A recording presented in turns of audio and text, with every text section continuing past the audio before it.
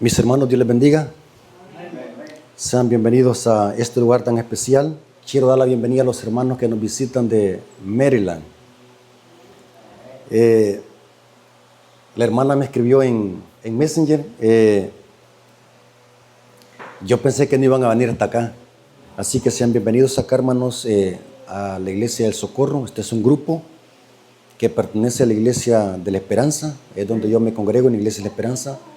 Algún día van a tener el privilegio de estar allí. Es donde grabo mis videos. Los hermanos me han conocido a través de las redes sociales, en mi canal de YouTube. Yo siempre lo he dicho, hermanos, que las redes sociales es una enorme bendición cuando se usan bien. Saben de que mis videos llegan hasta el Vaticano. Una hermana que trabaja en el Vaticano, dice que ahí trabaja en el Vaticano, dice que escucha mis mensajes desde allá. Así que la honra y la gloria sea para nuestro Dios. Vamos a orar, hermanos, para que Dios dirija el estudio de su palabra. Vengamos de rodillas.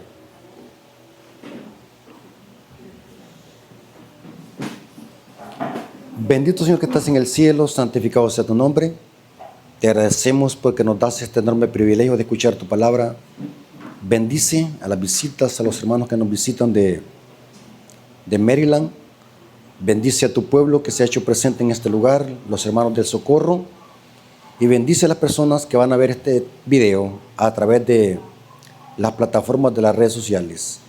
Gracias porque nos permites ser portavoces de tu palabra y gracias por tus bendiciones. Te lo agradecemos en el nombre de Jesús. Amén.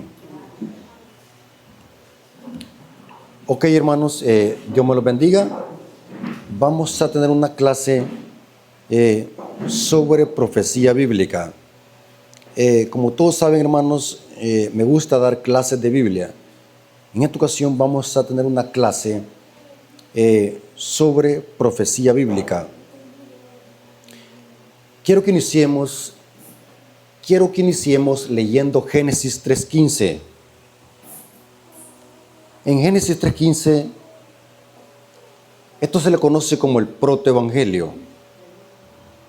Es la primera mención del evangelio, Génesis 3:15. Podemos decir de que Génesis 3:15 es la Biblia comprimida. En Génesis 3:15 encontramos el conflicto entre el bien y el mal y cómo terminará. Tanto pecado que hay aquí en el mundo va a terminar. Cristo le pondrá fin.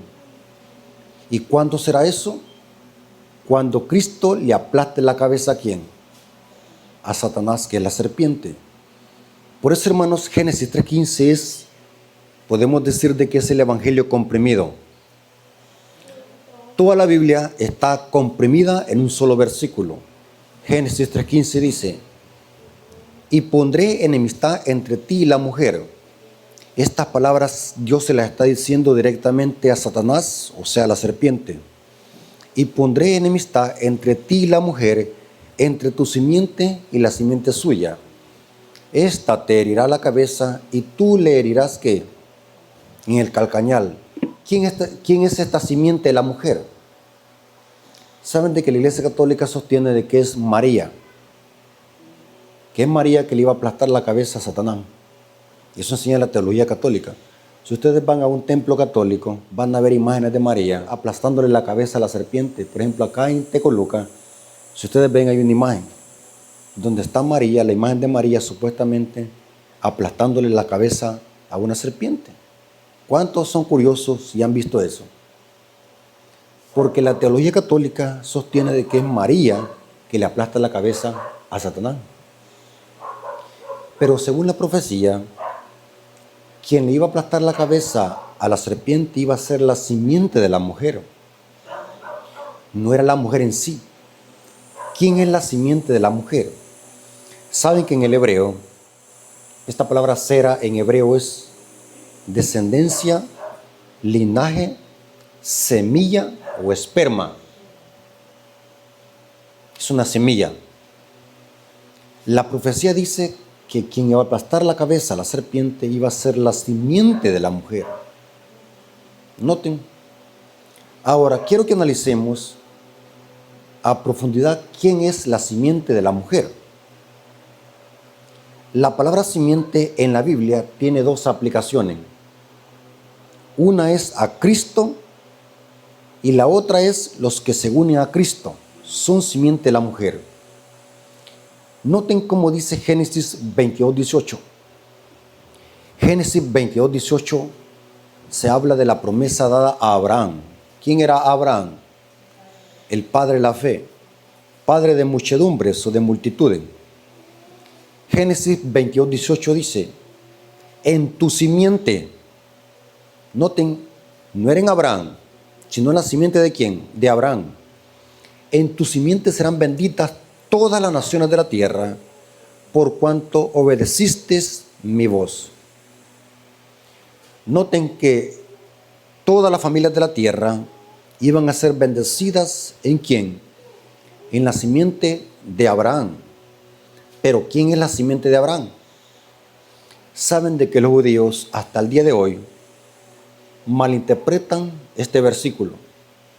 Ellos sostienen de que ellos son la simiente de Abraham. Se sienten orgullosos porque son hijos de Abraham. Porque ellos, en lugar de ver a Cristo, se ven ellos como simiente. Noten que para los judíos, Cristo no es el Mesías, simplemente es un profeta más. La nación judía está esperando aún el Mesías, porque ellos creen de que la simiente de Abraham son ellos mismos como nación. Noten que por largos siglos los judíos interpretaron erróneamente lo que es simiente. Pero según la Biblia, la simiente de Abraham no son los judíos, sino que es Cristo. Esto lo dice Pablo en Gálatas 3:16. Gálatas 3:16 dice, ahora bien, a Abraham fueron hechas las promesas y a su simiente. No dice a su simiente como que se hablase de muchos, sino como de uno, y a tu simiente, la cual es ¿quién? Cristo. ¿Quién es la simiente de Abraham? Cristo. O sea, ¿en quién iban a ser benditas todas las familias de la tierra? ¿En Abraham o en Cristo? En Cristo. Ahora, los judíos, según Pablo, tienen un velo que no los hace ver estas profecías. Dice Pablo en 2 Corintios capítulo 3, dice, cuando los judíos leen a Moisés, tienen aún un velo que solamente en Cristo les es escrito. Porque ellos cuando leen la palabra simiente en la Torah, ellos se les viene a la mente que ellos mismos como nación no pueden ver al Mesías.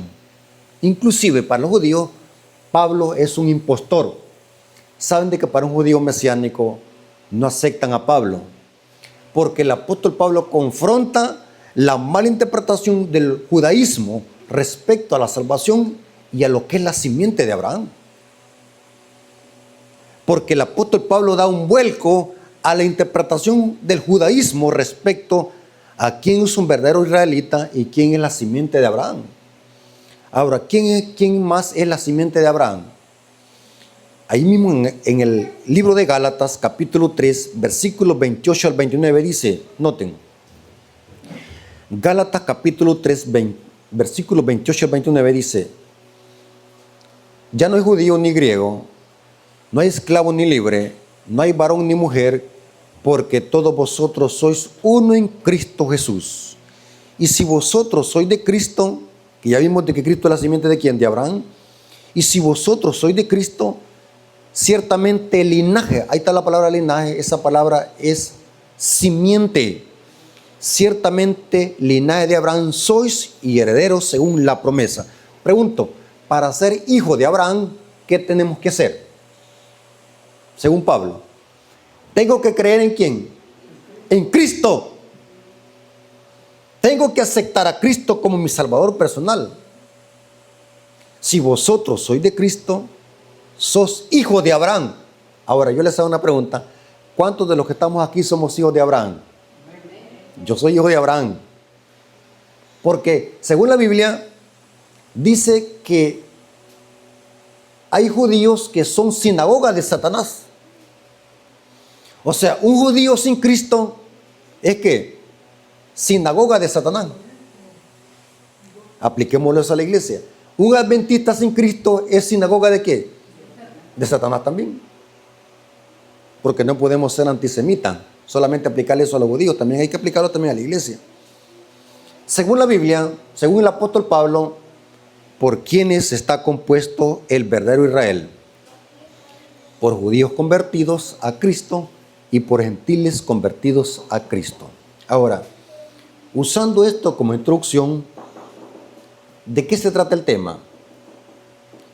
Vamos a ver una historia tipológica donde se incluyen estos elementos de Génesis 3:15 y vamos a aterrizar con el libro de Apocalipsis.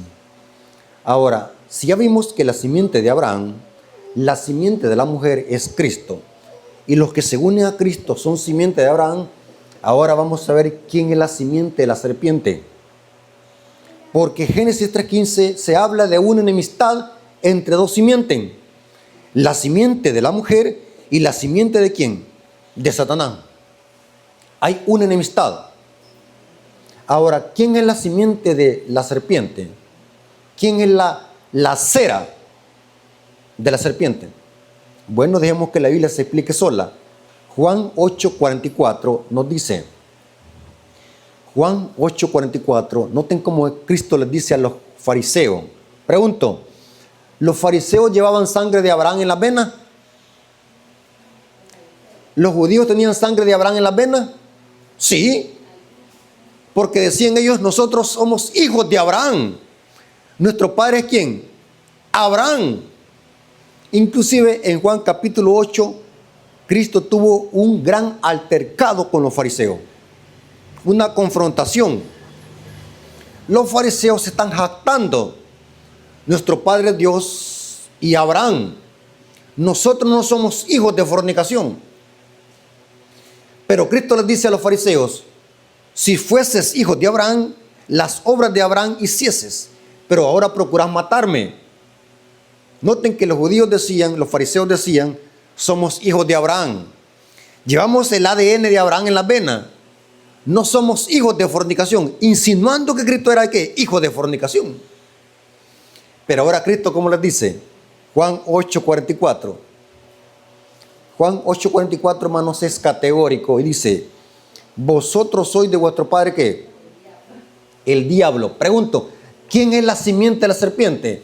Los impíos. Todo impío que no se ha convertido a Cristo es un hijo de ¿quién? Del diablo. Suena muy tajante y muy directo eso, pero es la verdad. ¿Sí o no? Juan dice, en esto se manifiestan los hijos de Dios y los hijos del diablo. O sea, hay gente que dice, no, si todos somos hijos de Dios. ¿Será verdad eso? No. Para ser hijo de Dios, ¿qué tengo que hacer? Unirme a Cristo, que es la simiente de ¿quién? De Abraham. Sin Cristo, ¿soy un hijo de quién? Del diablo. Hagamos otra vez la aplicación. Un fariseo sin Cristo es un hijo de ¿qué? Del diablo. Y un adventista sin Cristo sigue siendo un hijo de ¿qué?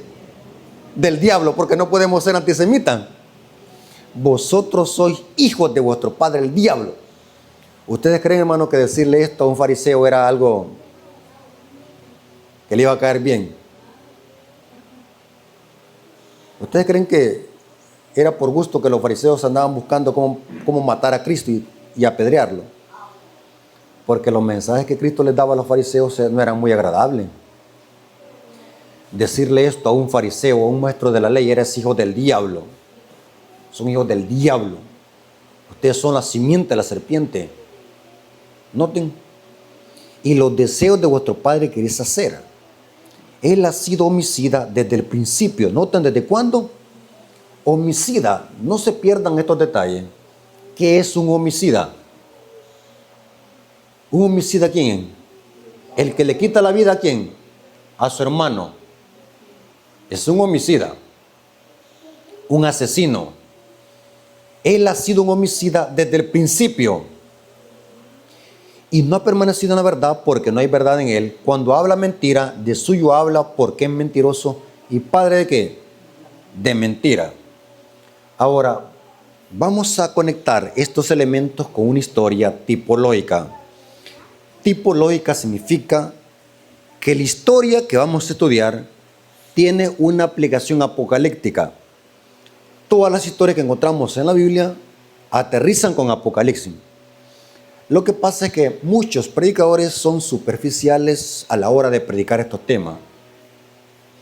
Cualquier historia que leamos en la Biblia, en el Antiguo Testamento y en el Nuevo Testamento, recuerden esto.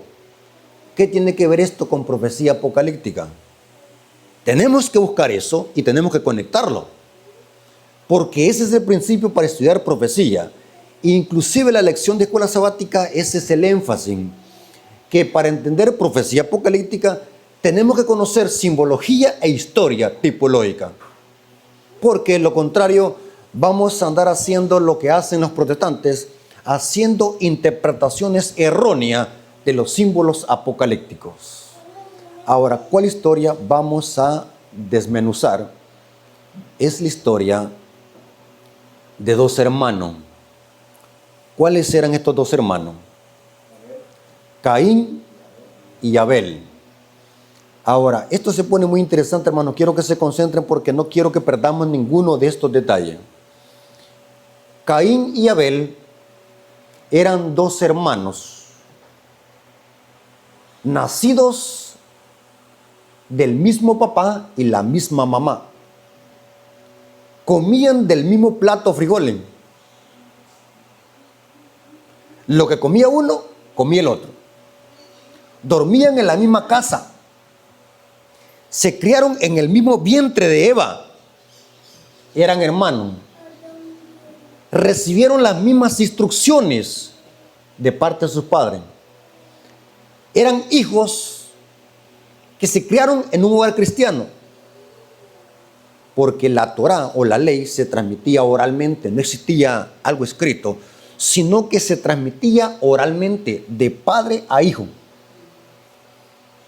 O sea, Caín y Abel eran dos hermanos que vivían en la misma casa. Vamos a ver que ambos hermanos hicieron altares para adorar a Dios. Y vamos a ver que esta lucha fue entre dos hermanos. Ahora, ¿por qué quise traer este tema? Porque vamos a aterrizar con Apocalipsis. Yo no quisiera decir esto, hermano, pero lo tengo que decir. Saben de que la persecución va a ser entre ¿qué? Hermano. Así que escuchen lo que les voy a decir. Me voy a meter en agua caliente. Todos los que estamos aquí vamos a ser perseguidos o perseguidores. Solamente hay dos grupos. No lo digo yo, lo vamos a ver en la Biblia. Y la historia de Caín y Abel es una historia que es tipológica. La persecución va a ser entre nosotros mismos.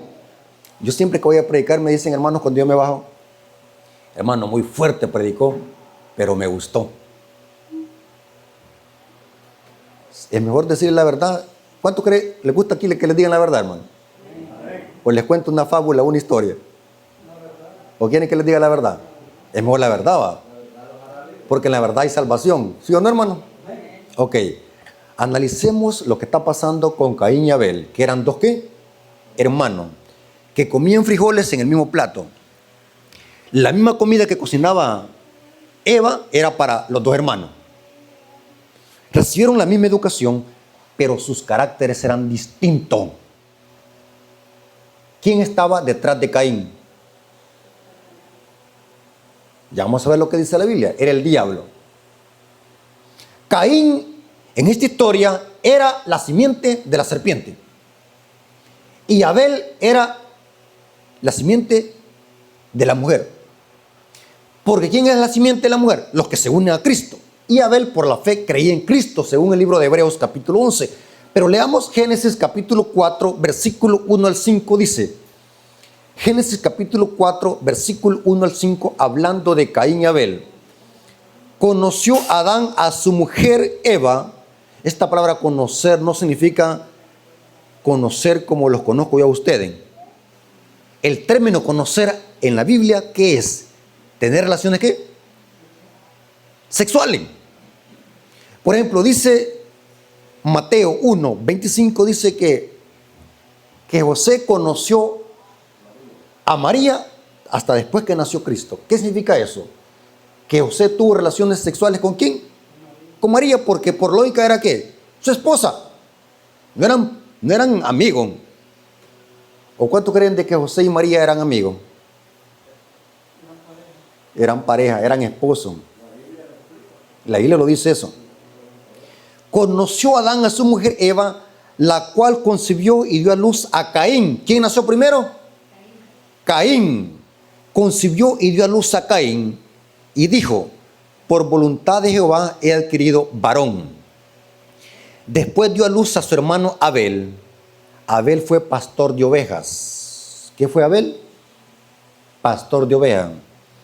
Según el Salmo 23, ¿quién es nuestro pastor? O sea que Abel es un símbolo ¿de quién? De Cristo. Abel era pastor y Caín labrador de la tierra. Y aconteció que andando el tiempo, que Caín trajo del fruto de la tierra una ofrenda a Jehová. Y Abel trajo también de los primogénitos de sus ovejas, de lo más gordo de ellos o de ella.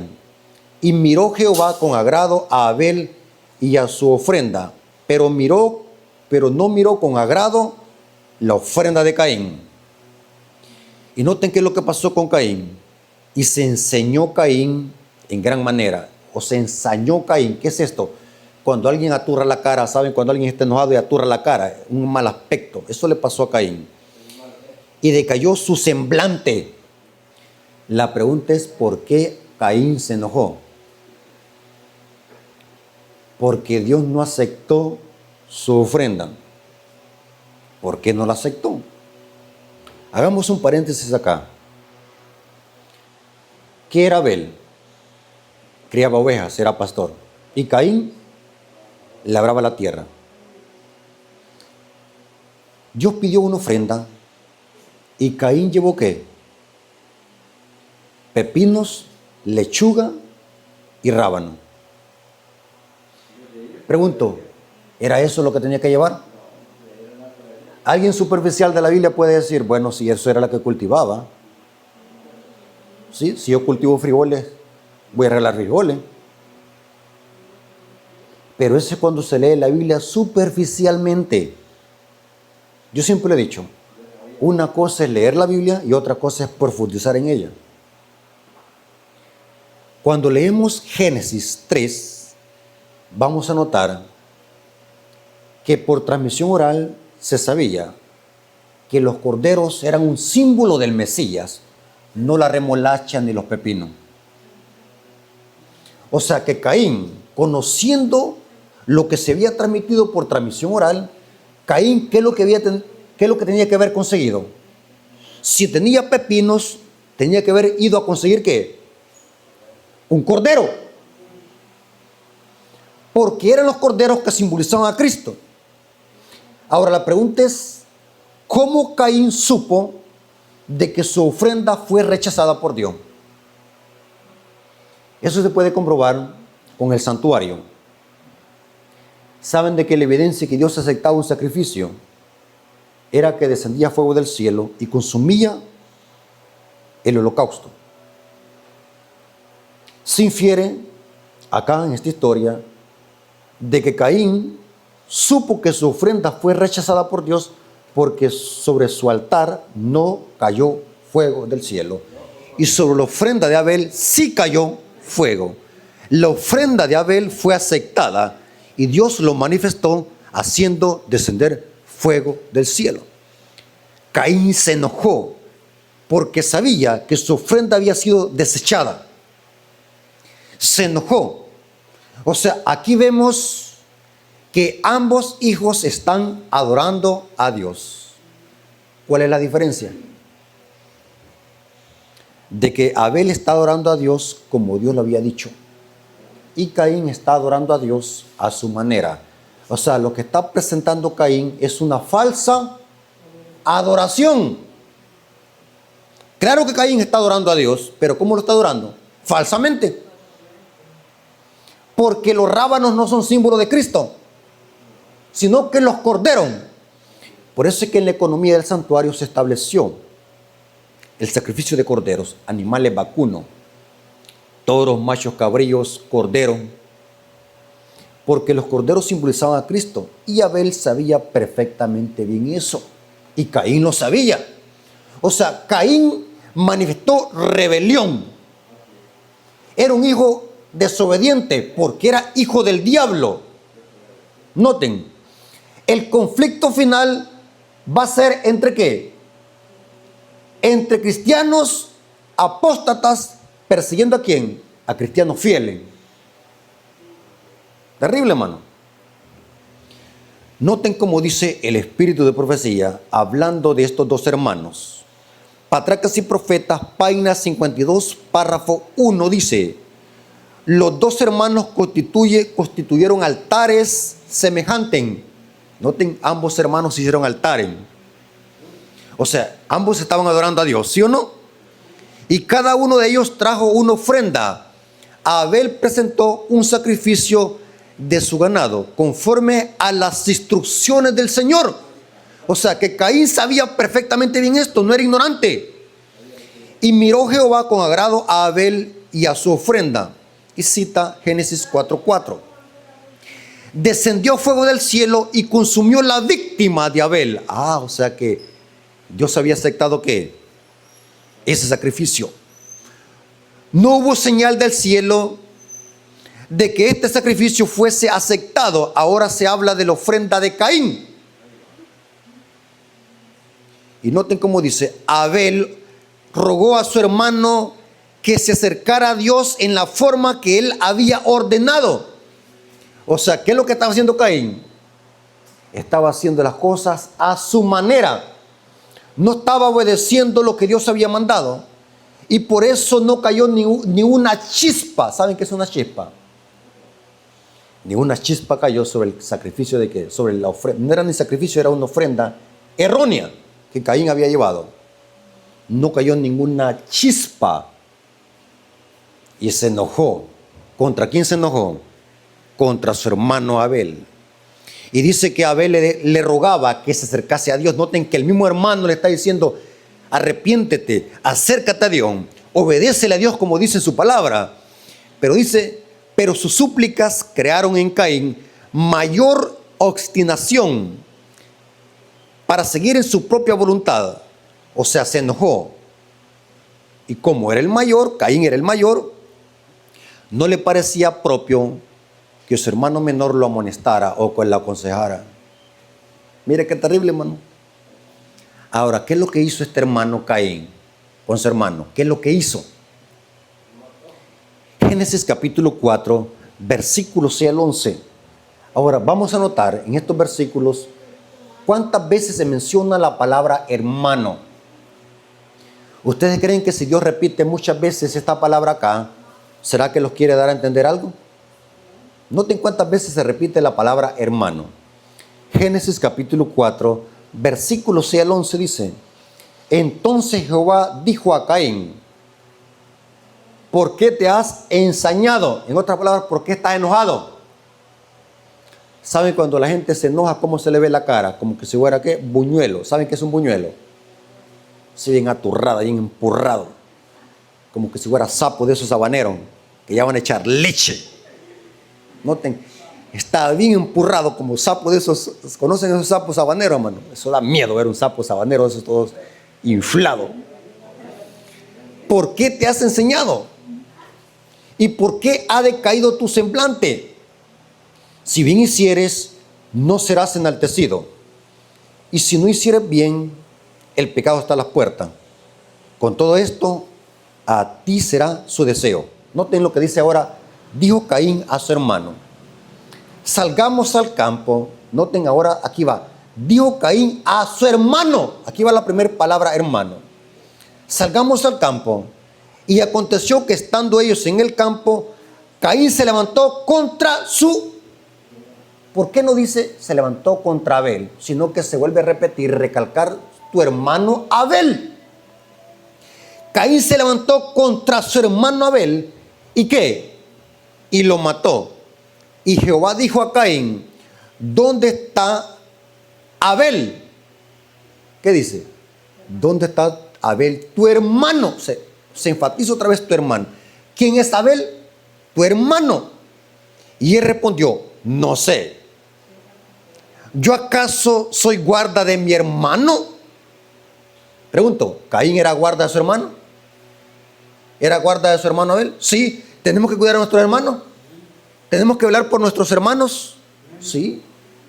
Y Caín está diciendo, ¿acaso yo soy sirviente de mi hermano? ¿Acaso yo soy niñera de mi hermano? Claro que era guarda de su hermano.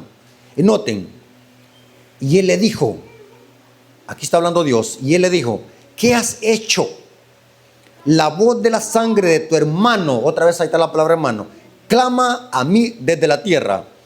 Ahora pues, maldito seas tú de la tierra, que abrió su boca para recibir de tu mano la sangre de tu hermano. Mire cuántas veces se menciona la palabra hermano, hermano, hermano, hermano. O sea, ha matado a tu hermano. La sangre de tu hermano clama. Eres guarda de tu hermano. Porque lo que había hecho Caín era matar a su propio ¿qué? Hermano. No solamente era hermano carnal, sino también era hermano espiritual en la fe. O sea, este conflicto era entre dos hermanos, porque aquí se está cumpliendo perfectamente Génesis 3:15. Una enemistad entre dos simientes. Ahora, ¿quién estaba detrás de Caín? 1 Juan 3:12 dice quién estaba detrás de Caín, y era la serpiente.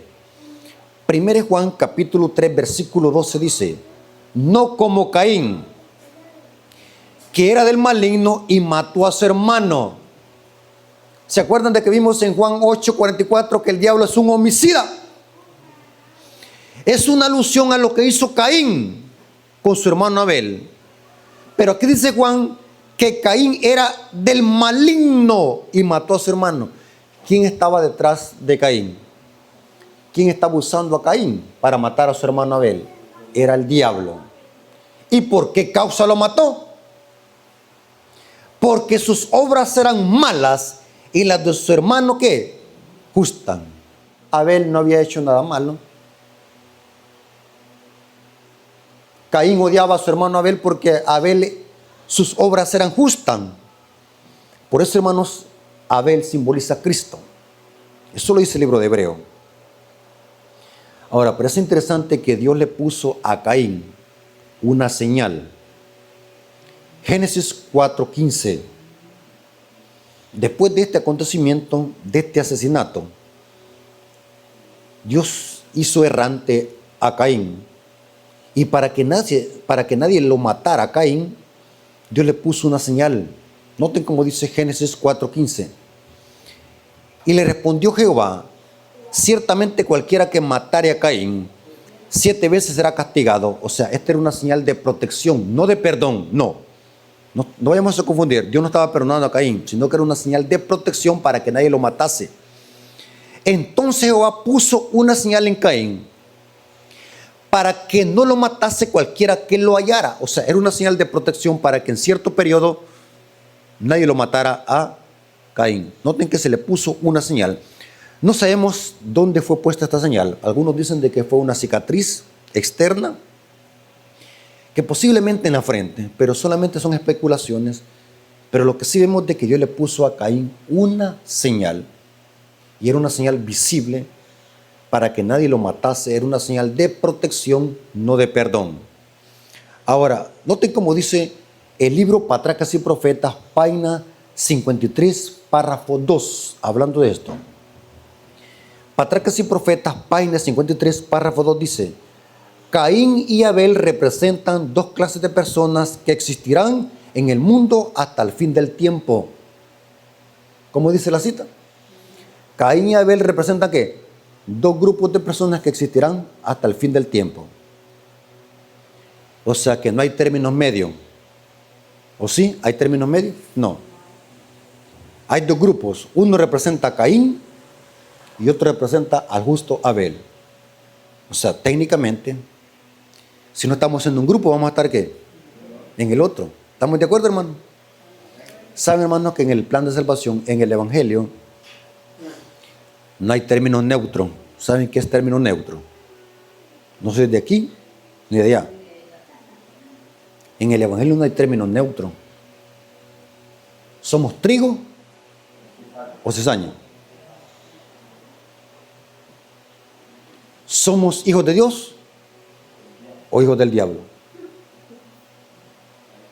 El que no recoge conmigo, desparrama. El que no es conmigo, es contra mí. ¿Somos peces buenos o peces malos? ¿Somos uvas o somos mies?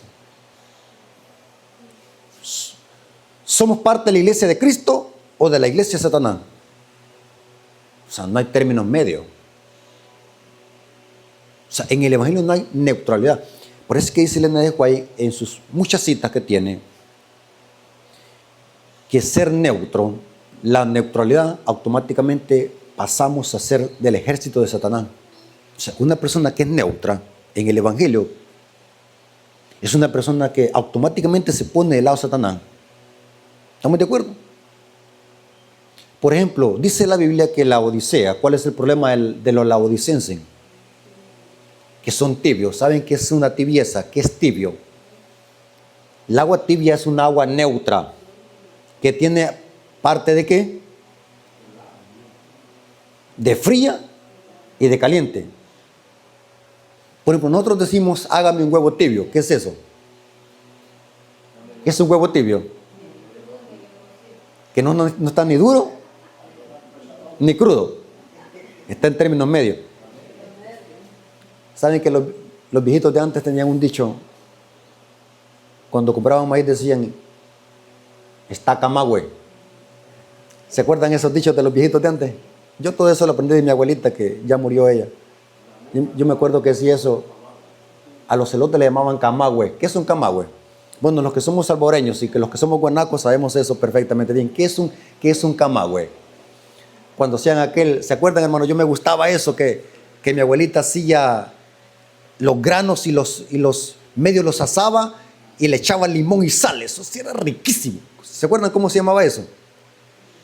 Los granos del maíz, que no estaba ni duro, ni tampoco estaba tiernito. ¿Cómo se llamaba eso, hermano? Hermanos, ¿saben de qué estoy hablando? Eso de sacar los granos, medio asarlos y echarles limón y sal. Eso es bueno, hermano. Está ya hambre me dio ya. Ya me dio hambre ya. Sí. La neutralidad para Dios es abominación. Por cuanto eres tibio, no frío ni caliente, te vomitaré ¿de qué? De mi boca. Dios aborrece la neutralidad. No debemos de ser neutrales. Y en la iglesia abunda eso mucho, de ser neutrales. Muchos hermanos que son neutrales. Les gusta cerrar la boca cuando alguien está en el error. No les gusta ser defensores de la verdad. Son neutrales. Pero cuando se trata de defender la verdad, hay hermanos que dicen, yo no me quiero meter en problemas. Y se quedan neutros.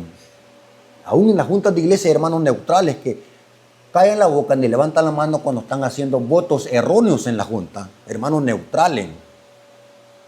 Mire que esto en la iglesia adventista abunda mucho, la neutralidad. Hermanos que son neutrales.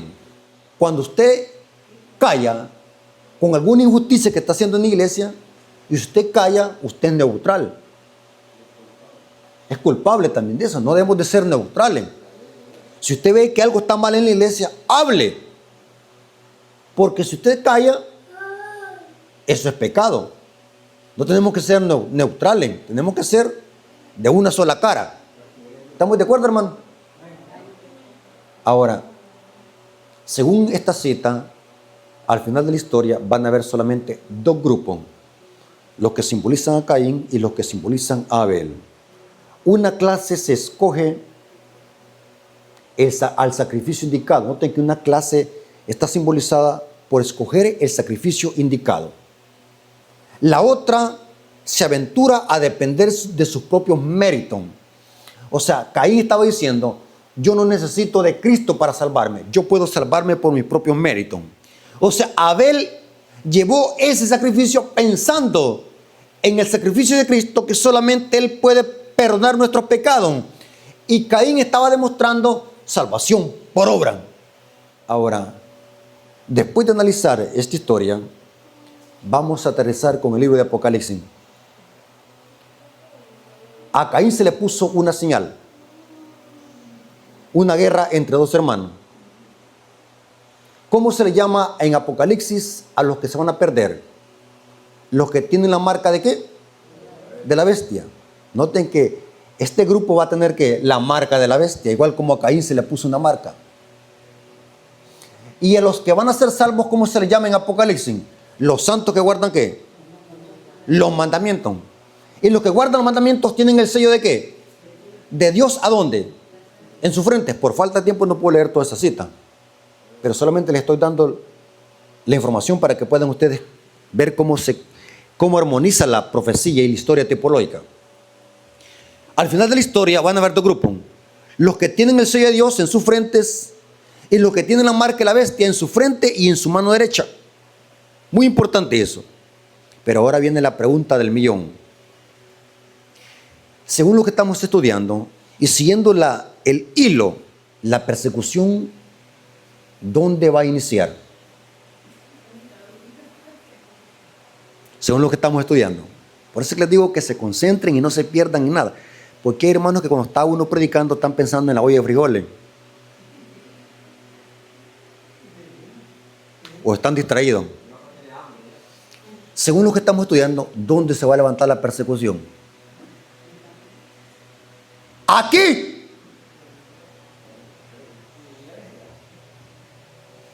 Entre nuestros mismos hermanos. Pregunto, el Papa, bueno, que hoy el Papa León XIV puede mandarlos un proyectil desde el Vaticano para acá, para la Iglesia del Socorro. Ni los conocen. Y ese señor ni me conoce a mí. ¿Quiénes los conocen? ¿Nuestros propios qué? Nuestros propios hermanos los conocen. Con los que comemos comida aquí todos los sábados en la iglesia. Comemos con la misma comida. Somos de la misma iglesia. Somos del mismo Padre, supuestamente.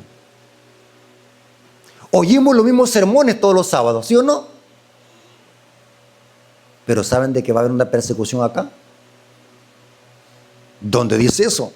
Mateo 10:21. Mateo 10:21. Hermanos, estos temas quizás pueden ser radicales y muy fuertes, pero son la verdad. Saben de que la mayor oposición nunca jamás ha venido de afuera de la iglesia, sino de adentro. Los peores enemigos del pueblo de Dios están dentro, no fuera. Recuerden y jamás se les olvide eso. No piense que la oposición va a venir del catolicismo. Saben, hermanos, que el catolicismo sabe que los va a perseguir al final de la historia. Va a haber una persecución de parte del papado. Va a haber una coalición impía que se van a unir con la iglesia y el Estado. Y esa va a ser una persecución religiosa, pero también va a haber una persecución interna. Mateo 10:21 dice, y el hermano, ¿qué dice Mateo 10:21? Y el hermano entregará muerte ¿a qué? Al hermano. ¿Sabe qué es andar poniendo dedo? Aquí vive el hermano Rafael Díaz, aquí en esta choza. Captúrenlo. Este es el hermano que subí en el púlpito a hablar de ustedes, mire. Aquí está, mire. Captúrenlo. Esto se va a cumplir. El hermano entregará muerte al hermano y el padre al hijo. O sea, va a haber una división aún en la misma casa. Terrible, hermano. Y los hijos se levantarán contra los padres y los harán ¿qué? Morir. Qué tremendo, hermano. El diablo se les va a meter a muchos hermanos como se le metió a Caín. Y va a haber una persecución. Noten esta cita de Elena de White. Spalding Megan, colección, página 1. Es un libro que está en inglés, pero se ha traducido. Noten cómo dice la página 1 de Spalding Megan Collection. yo vi que las iglesias nominales y los adventistas nominales como Judas nos entregarán a los católicos. ¿Cómo? Pregunto, Judas, ¿quién era? ¿Verdad que un mundano que vivía allá en China, va? ¿Verdad que Judas era un gringo, va? ¿Era del círculo de quién? De los 12. Mire, yo vi que la iglesia nominal, hablando aquí está, la iglesia nominal se refiere a la iglesia católica, al papado y a las iglesias protestantes. Y los adventistas nominales, como Judas, nos entregarán a los católicos para obtener su influencia, para luchar contra la verdad. Los santos serán entonces un pueblo oscuro, poco conocido por los católicos. Pero las iglesias y los adventistas nominales que conocen nuestra fe y costumbres, porque ellos nos odiarán a causa del sábado. Ya que no pudieron refutarlo, traicionarán a los santos y los denunciarán a los católicos. Hermano, ¿vamos bien hasta acá? ¿O termino de predicar acá? ¿O sigo? Estos temas son importantes, hermanos, predicarlos. ¿Saben por qué estos temas me gusta predicarlos? Porque nos despiertan. Esto es una gran verdad, hermanos.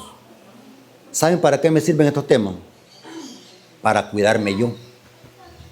Para que no se vaya a meter el diablo y ser un perseguidor al final. Noten.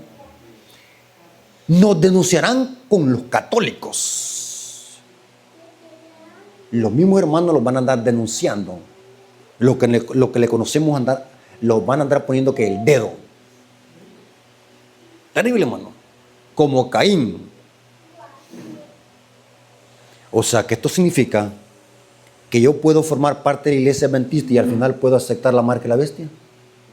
Según esta historia que estamos leyendo. Sí, puedo aceptar la marca de la bestia aún estando formando parte de la iglesia. Esta cita terrible, la que voy a leer, está en el libro Conflicto de los Siglos, página 593, párrafo 4. Muchos hermanos se alarman y se deprimen ver tantas cosas que pasan en la iglesia, ver tanta oposición al mensaje, ver gente como critica estos mensajes. Se nos olvida que los peores enemigos están dentro, no afuera, hermanos. Los peores enemigos y los opositores a este tipo de mensajes están dentro de nuestra misma iglesia. Porque la persecución va a venir desde adentro. Conflicto de los Siglos, página 593, párrafo 4 dice: conforme vaya acercándose la tempestad, muchos que profesaron creer en el mensaje del tercer ángel, ¿quiénes serán estos? Los que profesan creer en los mensajes de los tres ángeles son los adventistas. Muchos que profesan conocer los mensajes del tercer ángel, pero que no fueron santificados por la obediencia a la verdad, abandonarán la fe e irán a engrosar las filas de la oposición, uniéndose con el mundo y participando de su espíritu, llegarán a ver las cosas bajo el mismo aspecto. Así que cuando llegue la hora de prueba, estarán preparados para situarse del lado más fácil y de mayor popularidad.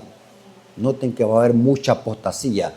Estos son los apóstatas que van a abandonar la fe. No dice que se van a ir de la iglesia, sino que van a abandonar ¿qué? La fe. Noten, y noten cómo dice. Esto es terrible. Hombres de talento y de elocuencia. ¿Quiénes van a apostatar? Hombres de talento y elocuencia. Los que se gozaron un día en la verdad emplearán sus facultades para seducir y descarriar almas. Se convertirán en los enemigos más encarnizados de sus hermanos de antaño. ¿Qué significa encarnizado? ¿Van a andar qué? Matando.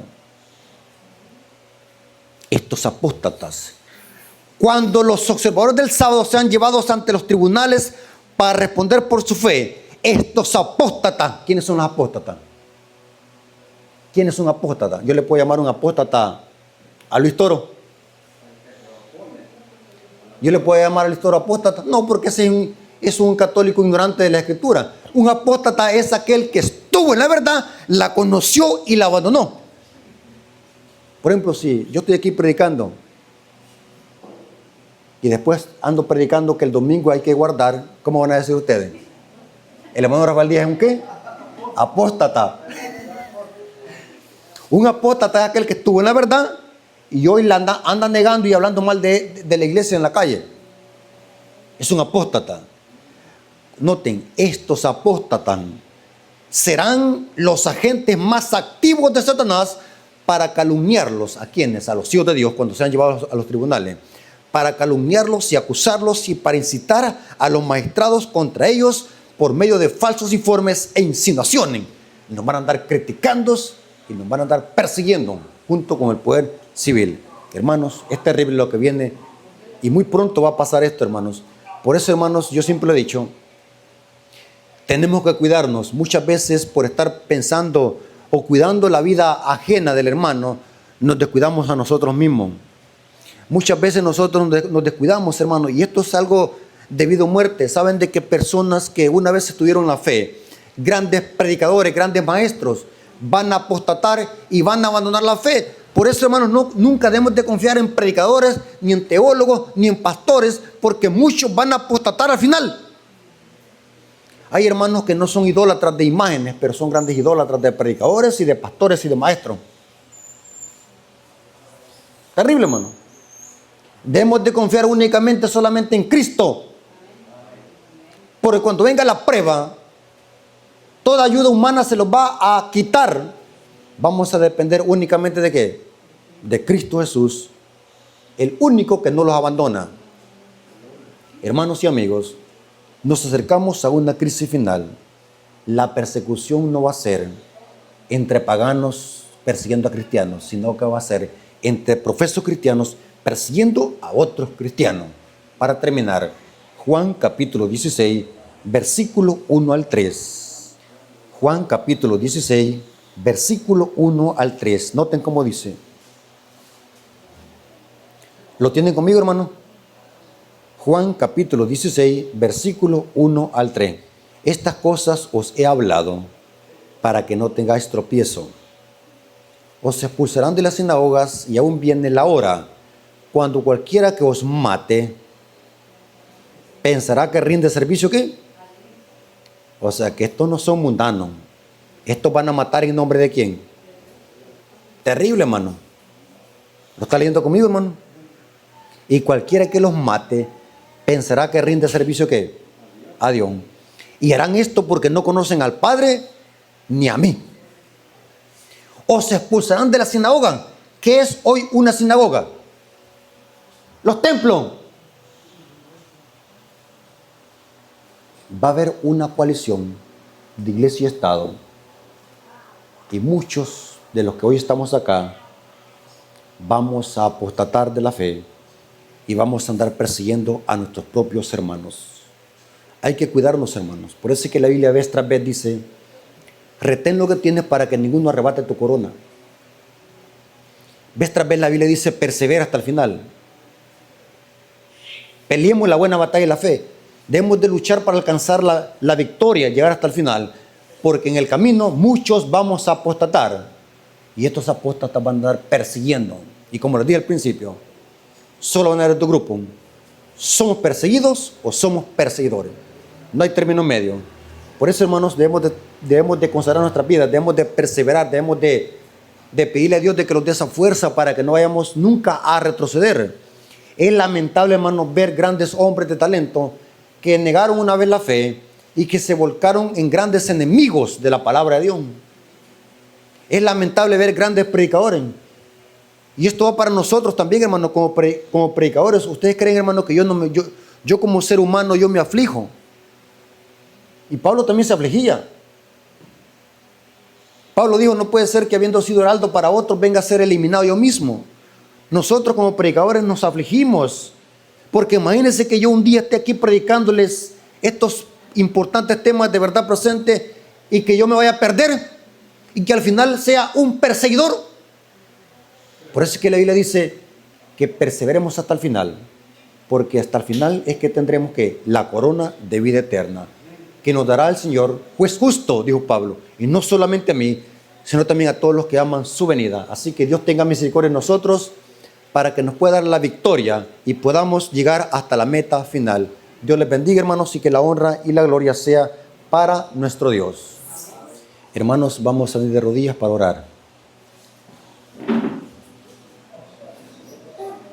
Bendito Señor que estás en el cielo, santificado sea tu nombre. Te agradecemos por este pan celestial que nos trajiste en esta mañana. Gracias por estos temas que nos ayudan a recapacitar para que podamos ser verdaderos hijos tuyos y ser perseverantes en este camino. Bendice cada hijo tuyo que está aquí presente, que podamos tener esa fuerza y esa valentía que tuvo Abel. Ayúdalo, Señor, a ser fieles en este mundo de tinieblas. Gracias por tus bendiciones y por tu amor, Señor. Te lo agradecemos en el nombre de Jesús. Amén. Dios me los bendiga, hermanos.